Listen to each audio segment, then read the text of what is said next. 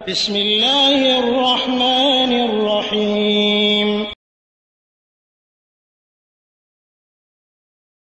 ওয়ালাইকুম আসসালাম রহমতুল্লাহি ওবরাকাতুহু। আর মুহতারিম ভাই, হ্যাঁ, আবু বাক্কার কুয়েত থেকে জানতে চেয়েছেন যে আমরা যখন জামাত ফেল করি, অর্থাৎ 2 রাকাত 4 রাকাতের স্থলে আমরা 2 রাকাত জামাত এর সাথে শরীক হচ্ছে, তো আমরা যখন পরের 2 রাকাত সালাত আদায় করতেছি একাকী, তখন আমরা কি পড়বো? অর্থাৎ সূরা ফাতিহার সাথে কি অন্য সূরা মিলাবো, না ছেড়ে দেব?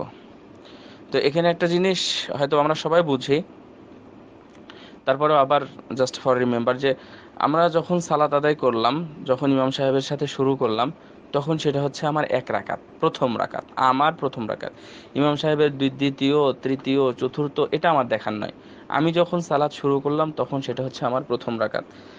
এবং ইমাম সাহেবের সাথে আমি যদি 2 রাকাত পড়ে থাকি, তাহলে সেটা আমার প্রথম 2 রাকাত হয়ে গেছে, প্রথম 2 রাকাত হয়ে গেছে।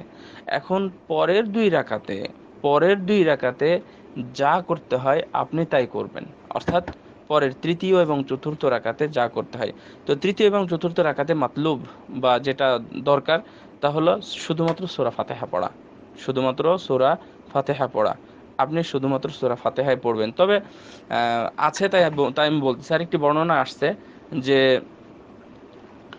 কেউ যদি 4 রাকাতেই সূরা মিলাই, কেউ যদি 4 রাকাতেই কোনো সূরা মিলাই, তাহলে সে চাইলে সূরা মিলাতে পারবে। 4 রাকাতেই যদি কোনো সূরা মিলায় তাহলে মিলাতে পারবে, কিন্তু আপনার কাছে যেটা চাওয়া হয়েছে শুধুমাত্র প্রথম 2 রাকাতে সূরা ফাতিহার সাথে অন্য কিছু, তৃতীয় এবং চতুর্থ রাকাতে এটা মিলানো শর্ত নয়।